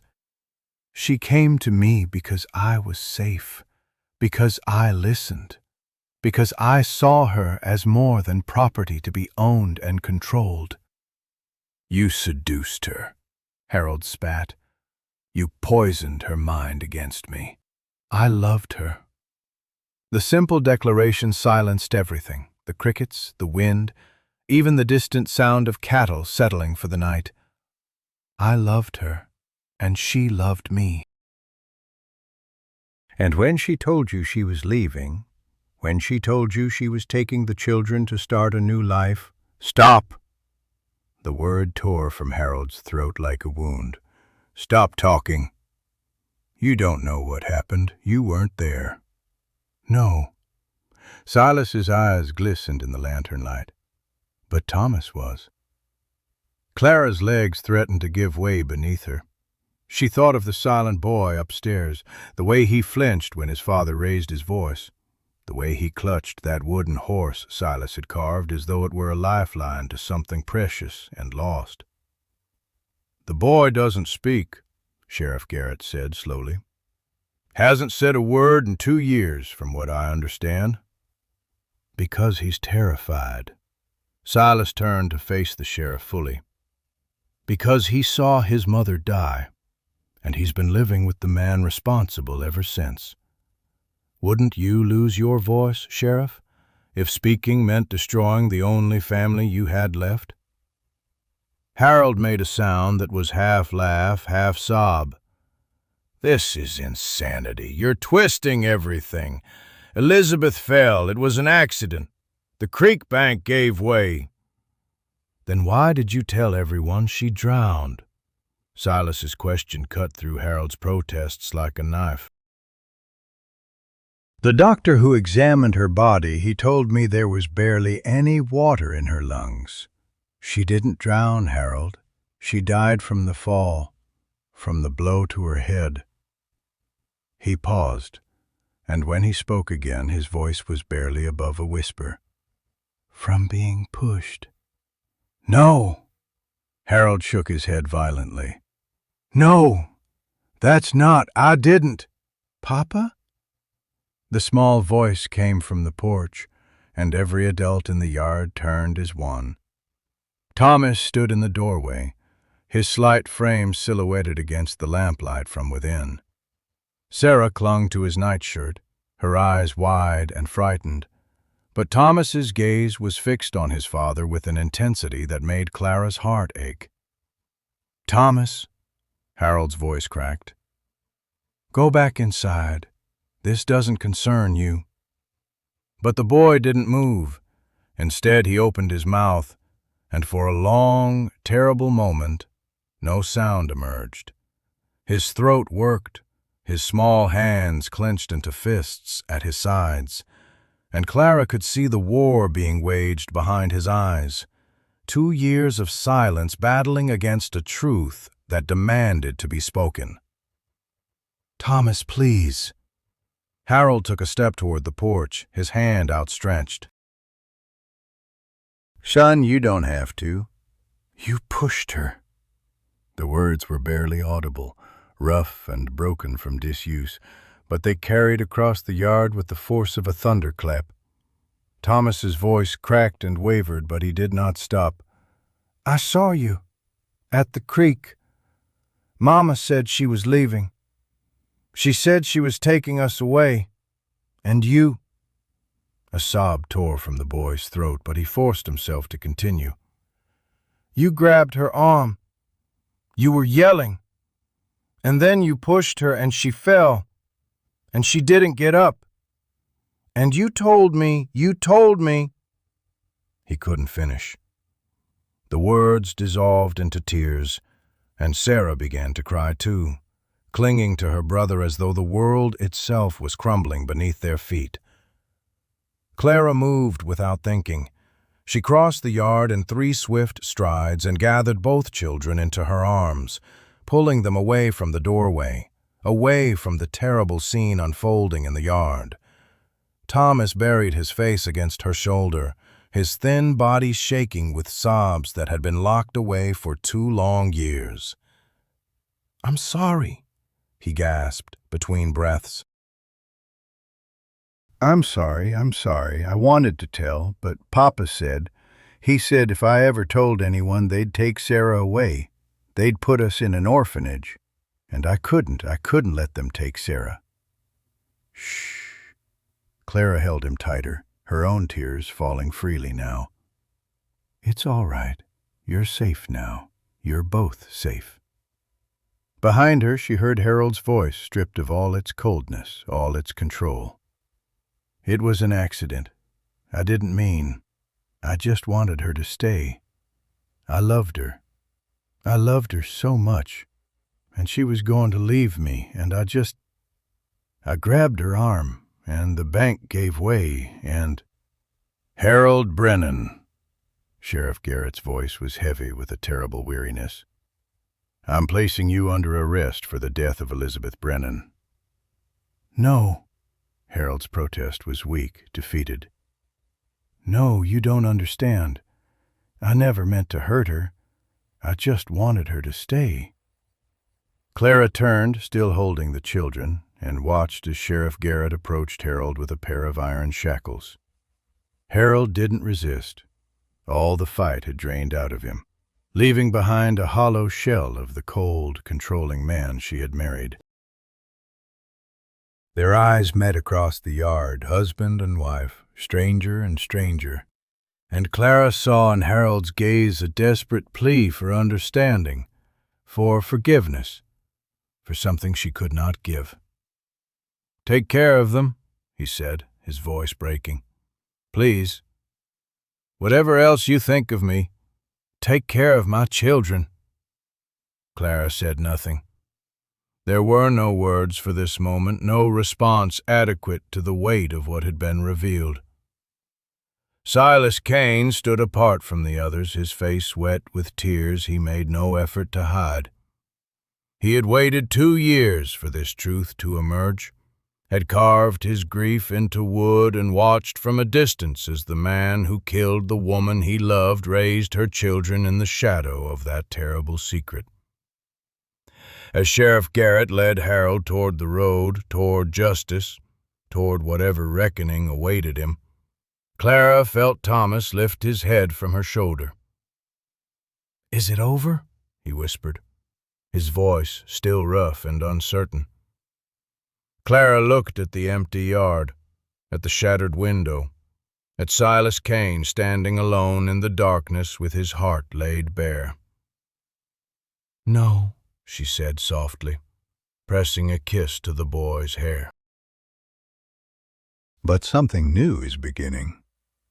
And as the sound of Harold's footsteps faded into the night, Clara realized that the life she had come west to find, the safe, predictable existence of a rancher's wife, had shattered as completely as the window glass that still glittered in the lamplight. What would rise from these ruins, she could not yet imagine, but she knew, with a certainty that settled deep in her bones, that she would not face it alone. The night passed in fragments, Thomas's quiet breathing against her shoulder, the distant sound of men's voices rising and falling like waves against the shore, the creak of the porch boards as Sheriff Garrett paced back and forth in conversation with someone Clara could not see. She must have slept, though she had no memory of closing her eyes. When dawn crept through the shattered window, painting the room in shades of rose and gold, Clara found herself still in the chair beside the children's bed. Sarah had climbed in beside her brother at some point during the night, the two of them curled together like puppies seeking warmth. Clara's neck ached and her dress was hopelessly wrinkled, but these discomforts seemed to belong to another woman, one who still worried about such trivial things as propriety and appearance. The house was silent. She rose carefully, tucking the quilt more securely around the sleeping children, and made her way to the kitchen. The coffee pot sat cold on the stove, and the fire had burned down to ash. Through the window she could see figures moving near the barn. Sheriff Garrett's distinctive hat, the broad shoulders of his deputy, and there, standing apart from the others with his hands in his pockets, Silas Kane. Of Harold there was no sign. The back door opened and Martha Holloway stepped inside, her face drawn with exhaustion, but her eyes bright with purpose. She carried a basket over one arm, and the smell of fresh bread wafted through the kitchen. "Oh, my dear," Martha said softly, setting down her burden and crossing to take Clara's hands. "I came as soon as I heard. The whole town is talking." "What are they saying?" Clara's voice emerged rough, scraped raw by the long night. Martha guided her to a chair and began building up the fire with practiced efficiency.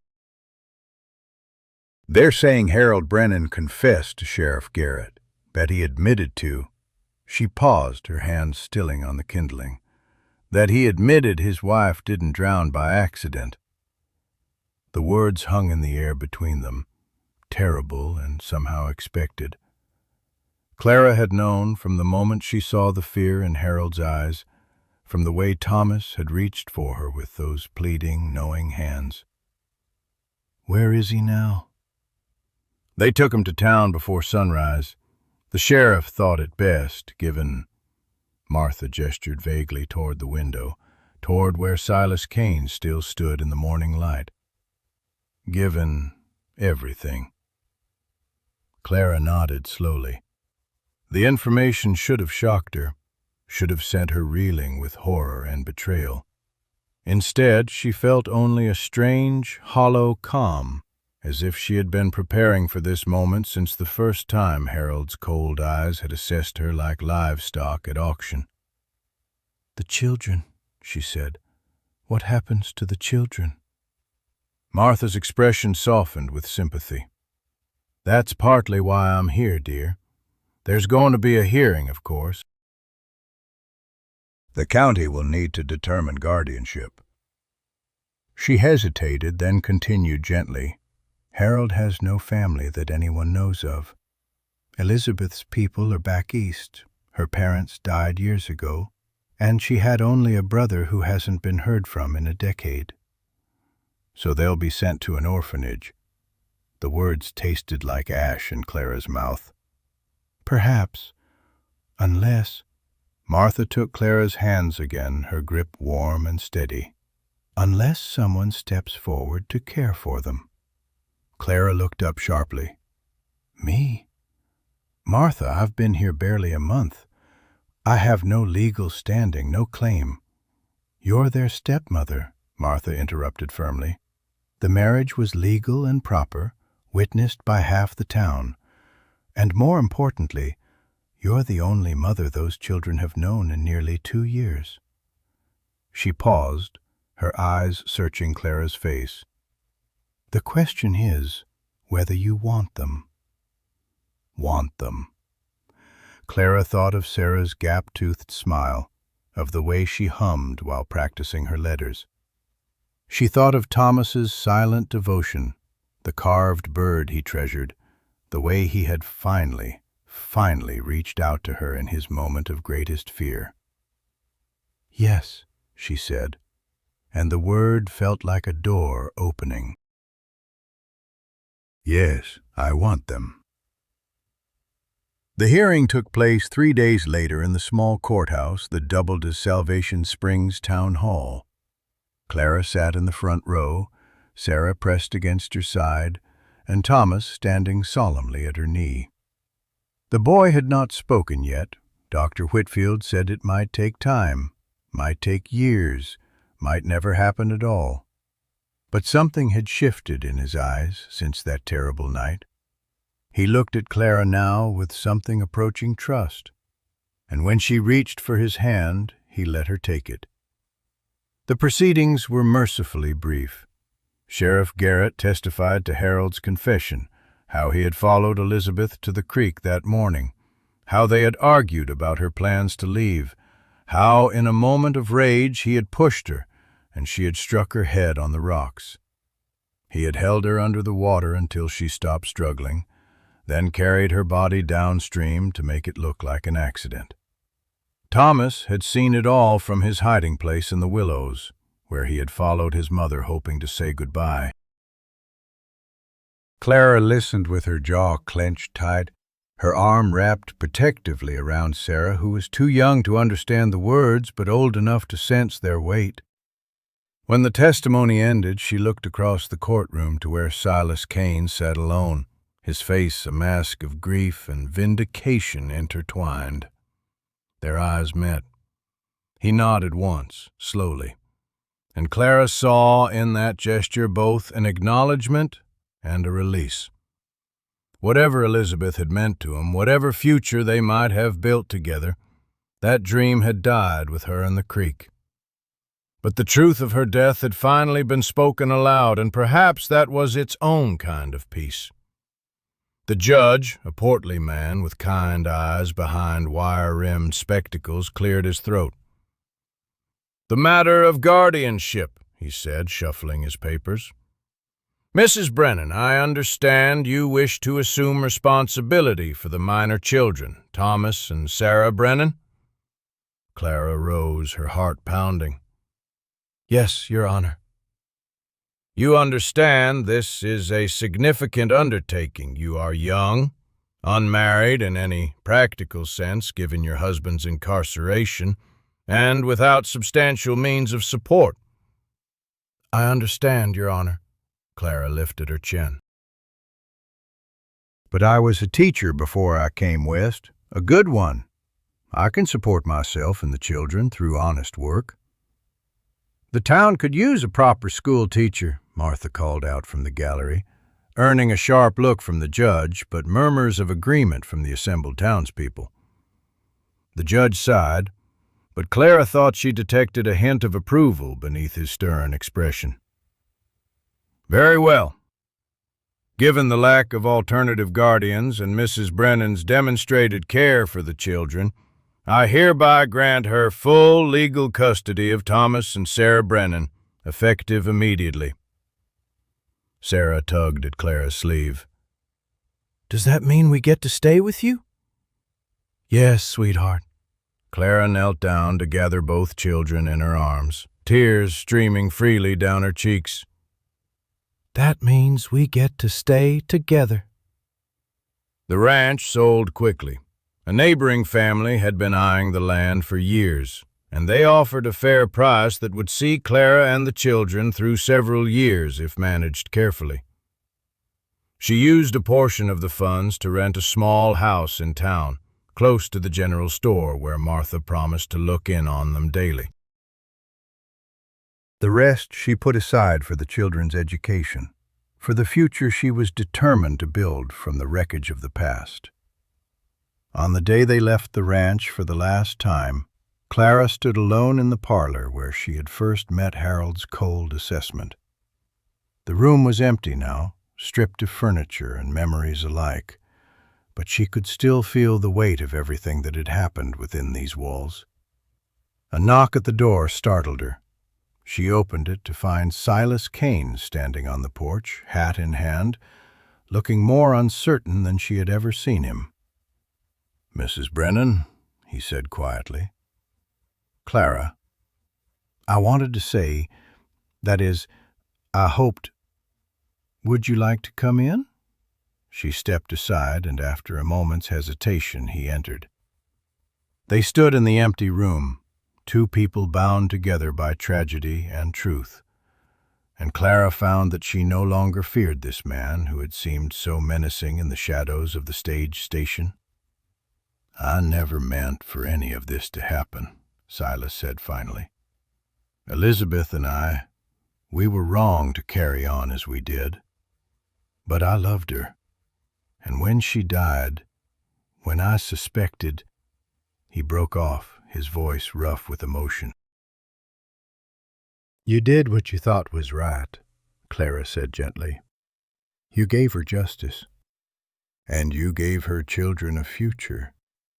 He met her eyes, and she saw gratitude there, and something else, something like respect. I wanted you to know that I'll be leaving Salvation Springs, selling my land, moving on. There's nothing for me here now except ghosts. Clara nodded slowly. I understand. But before I go, he reached into his pocket and withdrew a small object, pressing it into her palm. It was another carving, this one depicting a woman with her arms around two small figures. The detail was exquisite, the love evident in every careful stroke of the knife. For Thomas, Silas said, so he knows his mother is still watching over him. Clara's throat tightened. Thank you. He turned to leave, then paused at the door. You're stronger than you know, Clara Whitmore. Don't let anyone tell you different. And then he was gone, walking away into the bright Wyoming afternoon, taking with him the last shadows of the past. 6 months later, Clara stood at the front of Salvation Springs' newly established schoolhouse, watching her students file in for the morning lesson. Sarah skipped to her seat in the front row, already chattering to her seatmate about the kitten they had adopted last week. And Thomas walked slowly to his desk, clutching the carved figure of his mother that never left his pocket. He had not spoken yet, though Dr. Whitfield said there were promising signs. He hummed sometimes when he thought no one was listening, and just last week he had laughed aloud at one of Sarah's jokes. Clara was learning patience. She was learning that healing could not be rushed, that love was not a destination, but a journey taken one small step at a time. As she opened her lesson book, Thomas looked up at her with those serious, dark eyes, so like his mother's, she had learned from the photograph Martha had saved. Good morning, Thomas, she said, as she did every day. And this morning, this miraculous, ordinary morning, Thomas opened his mouth and whispered, Good morning, Mama. Clara's chalk clattered to the floor. Sarah gasped. The other children fell silent, staring. Thomas's cheeks flushed red, and for a moment Clara feared he would retreat back into silence. But then she was across the room, kneeling beside his desk, gathering him into her arms as tears streamed down her face. Good morning, my darling boy, she whispered against his hair. Good morning. Outside the schoolhouse window, the Wyoming sky stretched endless and blue, full of promise and possibility. Clara had come west seeking safety, seeking a predictable life as a rancher's wife. Instead, she had found something far more precious, a family forged not by blood or convenience, but by choice and courage and love. She had been thrown from the stagecoach with nothing, and now, holding her son in her arms while her daughter beamed from her seat, Clara knew she had everything that mattered. The end. The story appears to be already complete. The text ends with "the end," which indicates the author intentionally concluded the narrative at that point. No continuation is needed.